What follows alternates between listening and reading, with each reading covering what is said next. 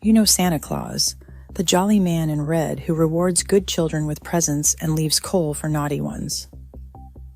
But there is something they never told you, something that has been deliberately scrubbed from American Christmas culture. For over 1,000 years, European children did not just learn about Santa's rewards, they also learned about his companion. A horned demon covered in matted fur, dragging chains and carrying birch rods who comes for wicked children on December 5th. His name is Krampus, and he does not leave coal. He beats children with sticks until they bleed. He stuffs them into his filthy sack. And he drags them, screaming, into the underworld. The Catholic Church spent centuries trying to erase him. American commercialization buried him completely.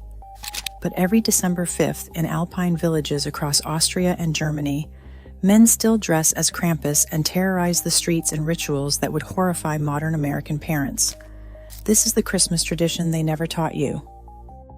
Let's start with what you think you know about Christmas. In America, Christmas is magic. It's Coca-Cola Santa commercials, Hallmark movies, and department store decorations. American Christmas is safe, sanitized, completely divorced from anything dark or frightening or real. We tell children that if they're naughty, they might get coal in their stocking, a lump of rock. And even that threat is hollow. How many American children actually receive coal?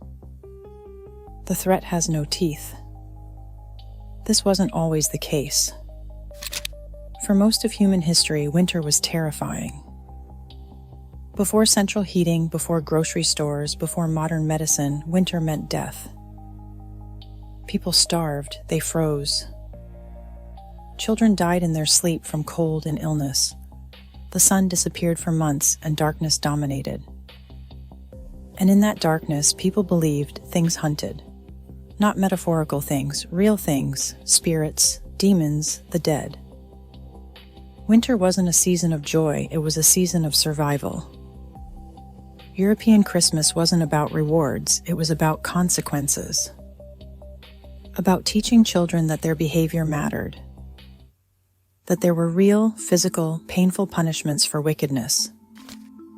And the creature who delivered those punishments was far older and far darker than Santa Claus ever was. Let me tell you about Krampus. The name Krampus comes from the old High German word Krampen, meaning claw. An appropriate name for a creature depicted with razor-sharp talons, curved horns like a mountain goat, and a grotesque, bestial face covered in matted black or brown fur. His body is humanoid but wrong. Too tall, too angular. Covered in shaggy hair that smells of decay and wilderness. He wears chains wrapped around his torso and limbs, dragging them behind him so you hear him coming. The chains rattle in the darkness. A warning. In one hand, he carries bundles of birch branches bound together into crude whips called rootin. In the other, he carries a large wicker basket or a filthy burlap sack. This is where he puts the children. Krampus comes on the night of December 5th, known throughout Alpine Europe as Krampusnacht. Krampus Night. The night before St. Nicholas Day. While St. Nicholas rewards good children with sweets and small gifts, Krampus arrives for the others, for the children who disobeyed, who lied, who stole, who disrespected their parents. And his punishments are not symbolic. According to the traditional stories, Krampus does not just threaten, he acts. He finds naughty children in their homes. Sometimes he breaks through windows. Sometimes he is let in by parents who have had enough. He beats the child with his birch rods, striking their legs and back until welts rise and blood appears. The beating is meant to hurt, to terrify, to create a physical memory that will last.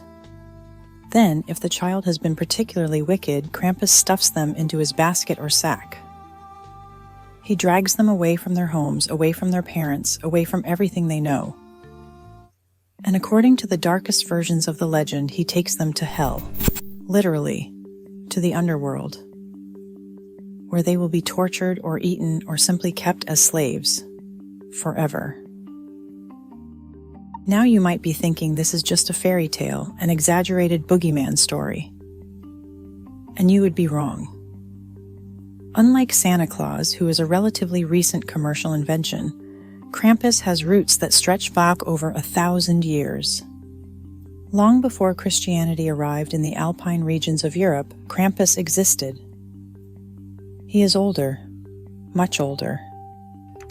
Krampus appears to be a survival of pre-Christian pagan beliefs, specifically beliefs connected to the Norse goddess Hel and her realm of the dead. In Norse mythology, Hel rules over the underworld, a realm of cold and darkness where those who did not die gloriously in battle are sent. Some scholars believe Krampus is either a son or a servant of Hel sent to the mortal world during the darkest time of year to collect souls. Others connect him to older Alpine nature spirits, wild gods of the mountains and forests who demanded respect and punished those who transgressed. When Christianity spread through Europe, it encountered these existing beliefs and could not fully erase them. The Church tried. In the 16th and 17th centuries, the Catholic Church explicitly condemned Krampus as a devil figure and enemy of Christ, a demonic entity that had no place in Christian celebration. In 1680, in Bavaria, the Church issued orders forbidding the Krampus tradition entirely. But beliefs that are centuries old, embedded in the culture, do not disappear just because an institution says they should. The people of the Alpine regions ignored the Church's condemnation. They kept celebrating Krampusnacht.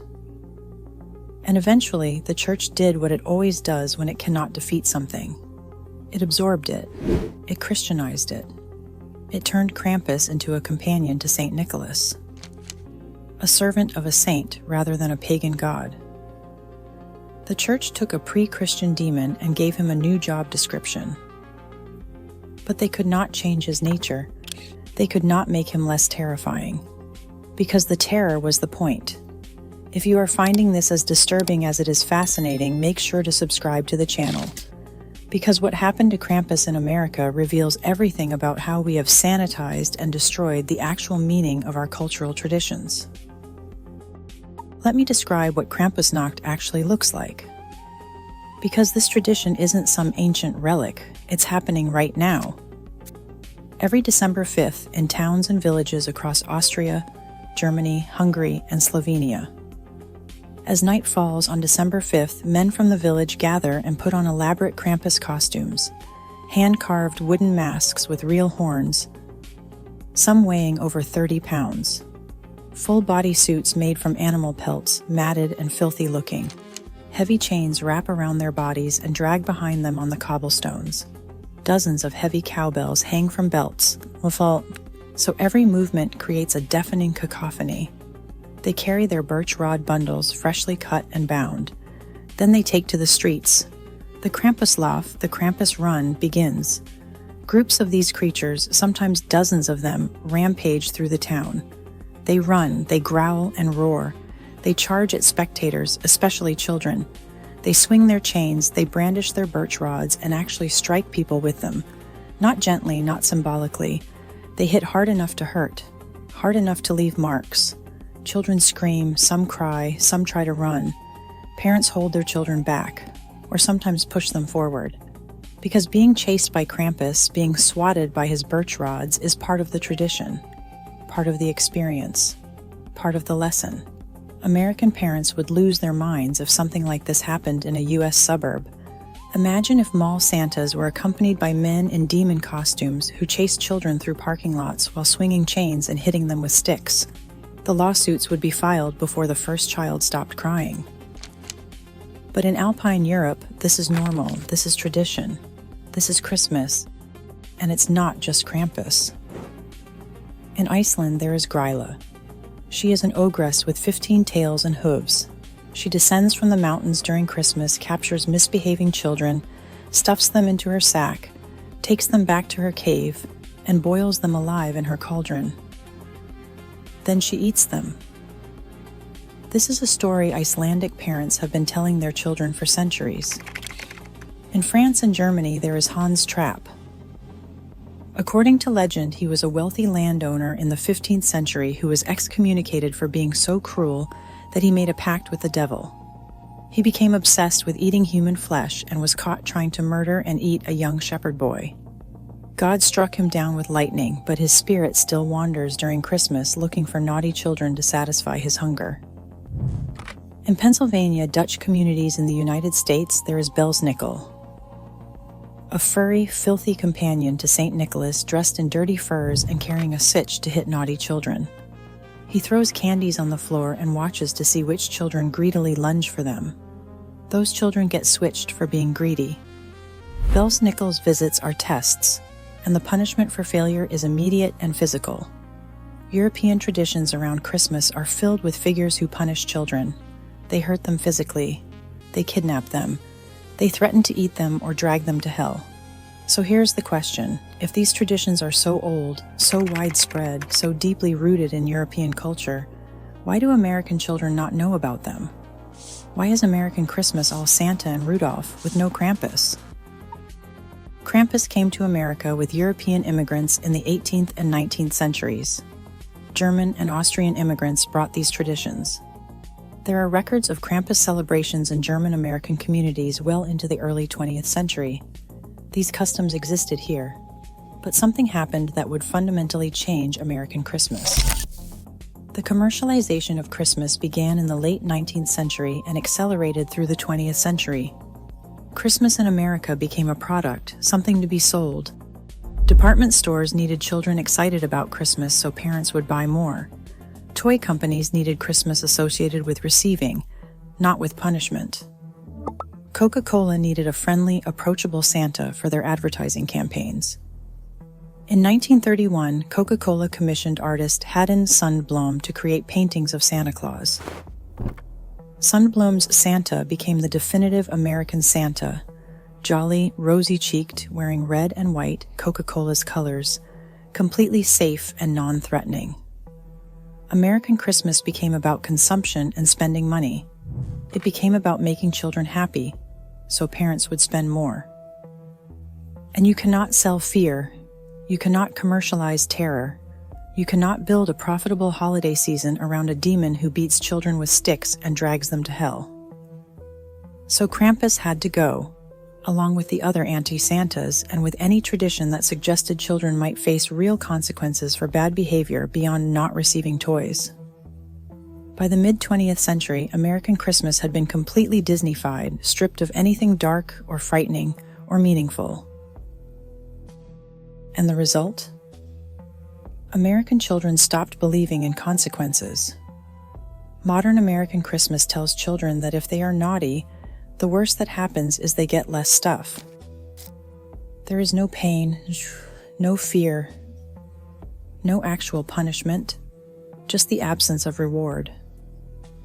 And even that is a lie because most American parents give their children gifts regardless of behavior. Christmas morning arrives and presents appear under the tree no matter what the child did. We have raised generations of American children who do not believe actions have consequences, who do not believe that wickedness results in suffering, who have been taught that the worst thing that can happen is temporary disappointment. We have built a culture of participation trophies and safe spaces and the complete elimination of any experience that might be uncomfortable or character-building through hardship. Meanwhile, in Austria and in Germany, children still learn about Krampus. They still experience Krampusnacht. They still know that if they behave badly, there are consequences. Not abstract consequences. Real consequences. A demon in the street who will chase them, who will hit them, who represents, in physical form, the reality that wickedness brings suffering. And those children turn out fine. Maybe better than fine. Because they grow up understanding something American children do not. That their behavior matters, and also that there are forces in the world that will punish them if they transgress. The Krampus tradition is not about child abuse. It is about teaching respect for boundaries, for social rules, for the order that keeps communities functioning. In small Alpine villages where survival through harsh winters required cooperation, You could not afford to have children growing up believing their actions did not matter. Krampus was the cultural enforcement mechanism, the physical embodiment of consequences. And it worked for over 1,000 years. We have lost something profound in our sanitization of Christmas. We have lost the understanding that winter is dark, that darkness is real, that there are consequences for behavior, that life includes suffering and fear and things that want to hurt you, and the only protection is living rightly, treating others well, maintaining the standards that keep civilization functioning. European Christmas traditions understood this. Krampus understood this. He was the reminder that wickedness brings punishment, that winter darkness contains real threats, that you must behave correctly or face consequences that are immediate, physical, and terrifying. American Christmas has forgotten this entirely. We have replaced consequences with consumption. We have replaced fear with fake cheerfulness. We have replaced meaningful traditions with commercial garbage designed to extract maximum profit. And the result is visible everywhere in American culture. We have adults who never learned that actions have consequences. We have a generation that believes discomfort is unacceptable, that safety is paramount, that nothing bad should ever happen to them regardless of how they behave. We have people who have never been chased by Krampus, literally or metaphorically. They collapse at the first sign of hardship. They demand to be protected from ideas that upset them. They have never learned that the world is dark and cold and full of things that will hurt you if you are not strong, not prepared, not respectful of the boundaries that keep the darkness at bay. Krampus is still out there, still running through those Alpine villages every December 5th, still terrifying children, still teaching lessons that American culture has decided are too uncomfortable, too violent, too real. And every year, the crowds at Krampusnacht celebrations grow larger. Tourists come from around the world, including America, to witness something we have lost, something primal, something true. The Catholic Church tried to erase Krampus and failed. American commercialization tried to erase him and almost succeeded. But he's returning. Interest in Krampus has exploded in the past 2 decades. There are Krampus movies, Krampus parties, Americans attempting to recreate Krampusnacht traditions. Why? Because people are hungry for something real, something that acknowledges darkness, something that does not lie and pretend that life is safe and everyone gets presents and bad behavior has no consequences. People are tired of the sanitized, fake, commercial garbage that American Christmas has become. They want the truth.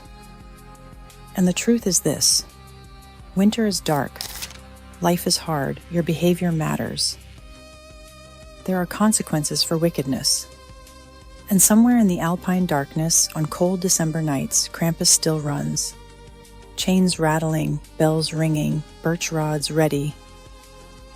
Waiting for children who need to learn what American culture refuses to teach. The next time someone wishes you a Merry Christmas, remember what Christmas used to mean. Remember what we've lost in our sanitization and commercialization. Remember that for 1,000 years, European children knew that December brought not just gifts, but judgment, not just rewards, but punishments, not just Santa Claus, but Krampus. The Christmas demon who teaches the lesson American culture desperately needs to relearn. Actions have consequences, wickedness brings suffering. And no amount of commercial cheerfulness can protect you from the darkness that comes for those who deserve it. If this made you question everything you thought you knew about Christmas, subscribe to the channel. The truth about our cultural traditions is far darker and far more meaningful than the lies we have been sold. Krampus is waiting. He knows if you have been naughty.